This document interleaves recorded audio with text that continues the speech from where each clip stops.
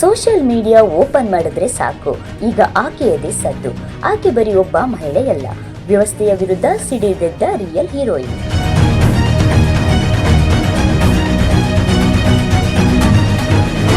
ಹೌದು ವೀಕ್ಷಕರೇ, ನೂರಾರು ಬೆಂಬಲಿಗರ ಮಧ್ಯ ನಿಂತಿದ್ದ ಪ್ರಭಾವಿ ಸಚಿವರಿಗೆ ಬೆರಳು ತೋರಿಸಿ ಗೆಟ್ ಔಟ್ ಅಂದ ಧೈರ್ಯವಂತ ಮಹಿಳೆ ಯಾರು?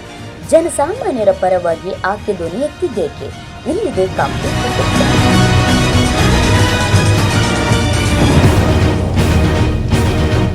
ಮುಂಬೈನ ವರ್ಲಿ ಪ್ರದೇಶದಲ್ಲಿ ಸಚಿವರು ಮಹಿಳಾ ಮೀಸಲಾತಿ ವಿಧೇಯಕದ ಪರವಾಗಿ ಬಿಜೆಪಿ ನಾಯಕರು ಹಾಗೂ ಹಿರಿಯ ಸಚಿವ ಗಿರೀಶ್ ಮಹಾಜನ್ ನೇತೃತ್ವದಲ್ಲಿ ಪ್ರತಿಭಟನೆ ನಡೆಯುತ್ತಿತ್ತು.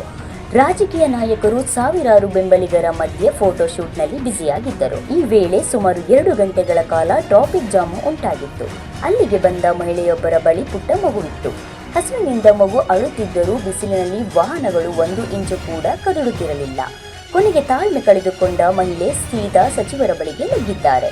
ಒಂದು ಸಲ ಇಮ್ಯಾಜಿನೇಷನ್ ಮಾಡ್ಕೊಳ್ಳಿ, ನಡು ಮಧ್ಯಾಹ್ನ ಉರಿ ಬಿಸಿಲು, ಮನೆಯಲ್ಲಿ ಯಾರೋ ಒಬ್ಬರು ಹಾಸ್ಪಿಟಲ್ಗೆ ದಾಖಲೆಯಾಗಿದ್ದಾರೆ. ಮೆಡಿಕಲ್ ರಿಪೋರ್ಟ್ ತರಲು ನೀವು ಮನೆಗೆ ಹೋಗ್ತಾ ಇದ್ದೀರಾ, ಆದರೆ ವಾಪಸ್ ಬರುವಾಗ ಕಿಲೋಮೀಟರ್ ಗಟ್ಟಲೆ ಟ್ರಾಫಿಕ್ ಜಾಮ್. ಸಚಿವರೊಬ್ಬರು ಸಾವಿರಾರು ಬೆಂಬಲಿಗರ ಮಧ್ಯ ಪ್ರತಿಭಟನೆ ಮಾಡ್ತಾ ರಸ್ತೆ ತಡೆದಿದ್ದಾರೆ ಅಂದ್ರೆ ನಿಮಗೆ ಎಷ್ಟು ಸಿಟ್ಟು ಬರಬೇಡ. ಅಂಥದ್ದೇ ಸಿಟ್ಟು ಈ ಮಹಿಳೆಗೆ ಬಂದಿತ್ತು. ಸಚಿವರ ಮುಂದೆ ನಿಂತು ಬೆರಳು ತೋರಿಸಿ ಗೆಟ್ ಔಟ್ ಫ್ರಮ್ ಹಿಯರ್ ಎಂದು ಗುಡುಗಿದಾಗ ಅಲ್ಲಿನ ಪೊಲೀಸರು ಆಕೆಯನ್ನು ತಡೆಯಲು ಪ್ರಯತ್ನಿಸಿದ್ದರು. ಆಕೆ ಆದ್ರೆ ಸಮಾಧಾನವಾಗಲಿಲ್ಲ. ಪಕ್ಕದಲ್ಲಿ ಮೈದಾನ ಇದೆ, ಅಲ್ಲಿ ಹೋಗಿ ಕಿರುಚಾಡಿ. ರಸ್ತೆ ಮಧ್ಯೆ ಪ್ರತಿಭಟನೆ ಮಾಡೋಕೆ ನಿಮಗೆ ಯಾರು ಹೇಳಿದ್ದು?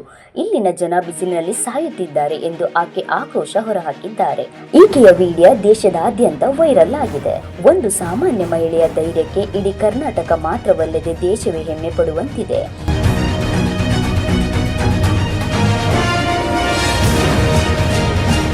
ರಾಜಕಾರಣಿಗಳ ಜನಸೇವೆಯ ನಾಟಕಗಳ ನಡುವೆ ಜನಸಾಮಾನ್ಯರ ನೋವಿಗೆ ಆಕೆ ನೀಡಿದ ಧ್ವನಿ ಇದೀಗ ದೊಡ್ಡ ಕ್ರಾಂತಿಯನ್ನೇ ಸೃಷ್ಟಿಸಿದೆ.